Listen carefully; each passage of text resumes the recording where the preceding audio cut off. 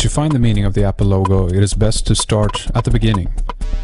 Apple was founded April 1st, 1976 by Steve Jobs, Steve Wozniak and Ronald Wayne. The computers were hand-built by Wozniak and first shown to the public at the Homebrew Computer Club Group in Palo Alto, California. The Apple I went on sale in July 1976. A local computer dealer saw it and ordered 100 units. About 200 Apple I's were built and sold over a 10-month period for the symbolically unsettling price of $666.66. Apple's first logo was designed by Steve Jobs and drawn by Ronald Wayne, depicting Sir Isaac Newton sitting under an apple tree.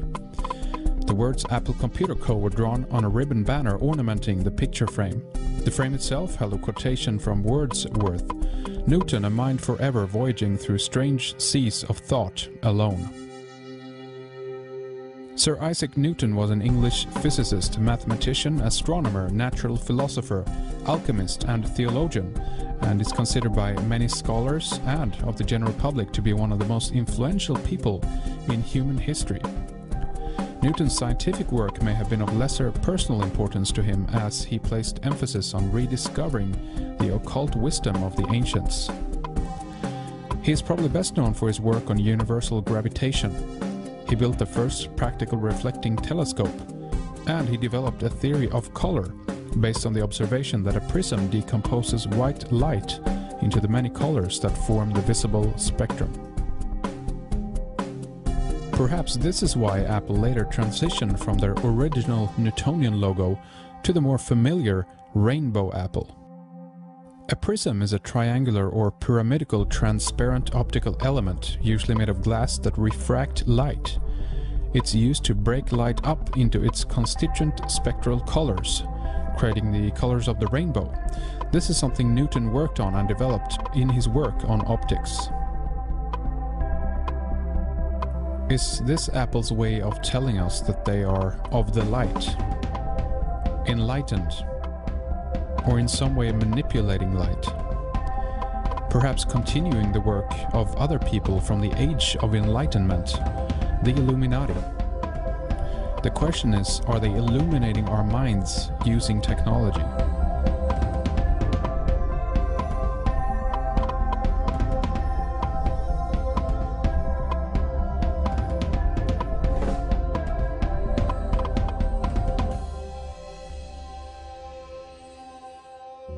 In 1977, Rob Janoff, working for Regis McKenna as an art director, was tasked to redesign Apple's logo.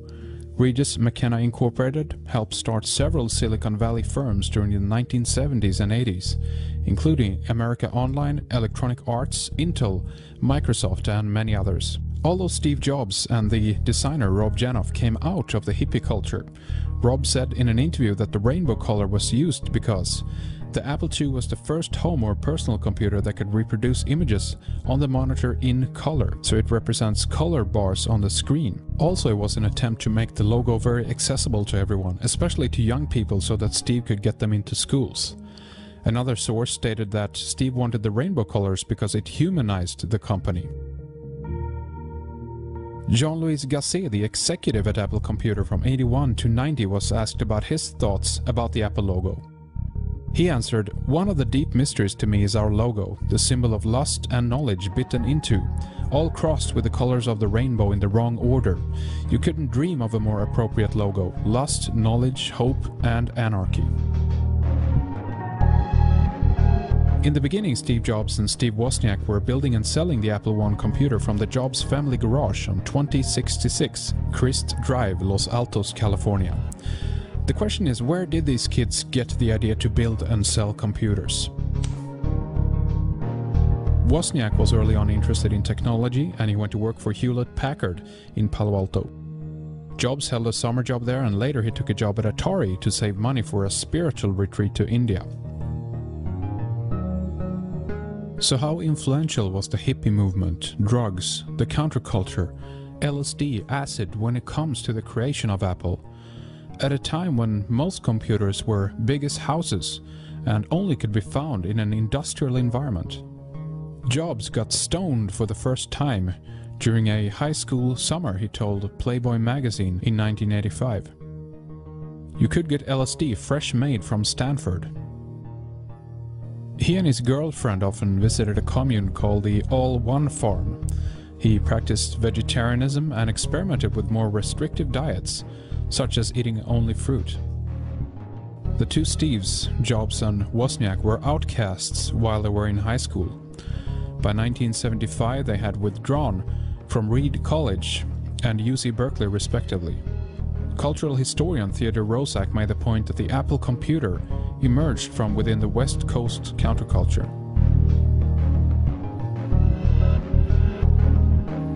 Eventually the rainbow colors in the Apple were replaced by a monochrome theme, still with the light shining behind it. But more interestingly, let's look at the byte in the Apple logo. According to the designer Rob Janoff, it is not a reference to the computing term byte. A byte is 8 bits. A bit or binary digit can be used to represent two states of information: 1 or 0, on or off, true or false, male or female, ignorance or knowledge. How about good or evil? The more bytes, the more intelligence, the more information you can store or process faster. What fruit is the apple referring to anyway? Is it Newton's apple that fell onto his head when he got the idea for how gravity works? Many have speculated that it's a reference to the father of the modern computer, Alan Turing, who was imprisoned on charges of homosexuality in 1952. He was first subjected to chemical castration, treatment with female hormones, and in 1954 he eventually killed himself by taking a bite of a cyanide-injected apple. And Alan Turing's favorite childhood story was Snow White, where she falls asleep forever for eating a poisoned apple, to later be woken up by a prince.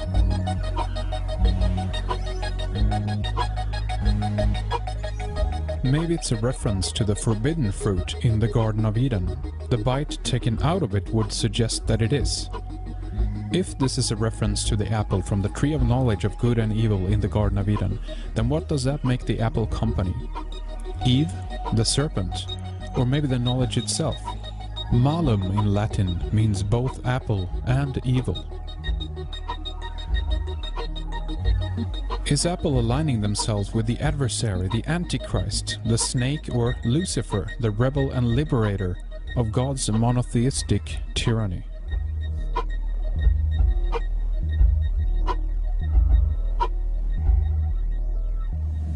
Today we celebrate the first glorious anniversary of the Information Purification Directives. We have created, for the first time in all history, a garden of pure ideology, where each worker may bloom, secure from the pests, obeying contradictory thoughts. Unification of thoughts is more powerful a weapon than any fleet or army on earth. We are one people, with one will, one resolve, one cause. Our enemies shall talk themselves to death, and we will bury them with their own confusion. We shall prevail. On January 24th, Apple Computer will introduce Macintosh. And you'll see why 1984 won't be like 1984. In the 17th century, the word apple was used as a generic term for all foreign fruit. Tomatoes were called love apples, cucumbers earth apples, oranges were called golden apples, and the psychoactive substance datura was called thorn apple. The plants told us, Jeremy Norby says in his book The Cosmic Serpent. In particular, the plants communicate directly through images, feelings and language during ayahuasca, datura and tobacco-based ritual sessions. Could the hallucinogenic thorn apple, the fruit of the datura plant, be the real fruit from the tree of knowledge in the Garden of Eden?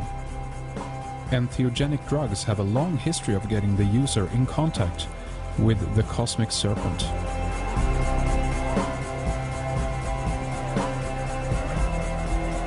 When the designer was asked in an interview, is it a reference to the biblical event when Eve bit into the forbidden fruit, he said, "It's all BS, it's a wonderful urban legend. Somebody starts it and then people go, oh yeah, that must be it."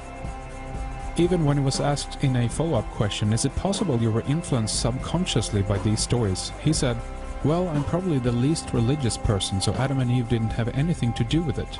The bite of knowledge sounds fabulous, but that's not it."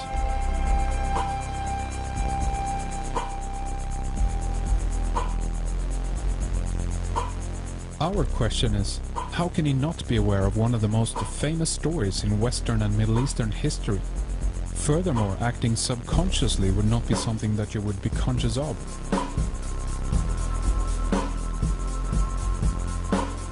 What can be suggested is that something even more sinister, even more mysterious, is unfolding behind the scenes of humanity's inventiveness and creativity. Small nudges and subtle yet powerful suggestions might be given to us from places and dimensions we're not yet so familiar with. So it doesn't have to be a conscious conspiracy on the part of the creators and designers to weave this subtextual narrative into the simple logo. But it could be echoes of something bigger than that, working through them. The story finds its way into popular culture and continues to renew itself in modern times.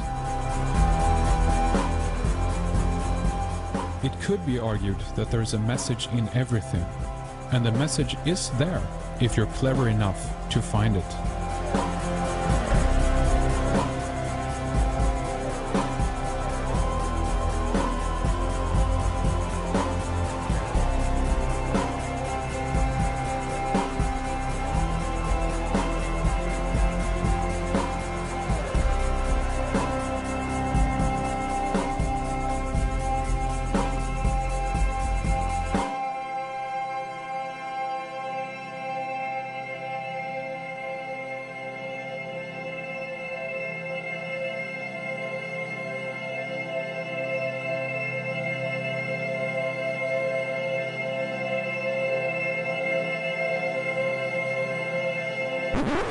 And yes, we know that Steve Wozniak is a sworn member of the Freemasons, initiated in 1980 in the Charity Lodge number 362 in Campbell, California. But by 1980, Apple's and Steve Wozniak's success was already established.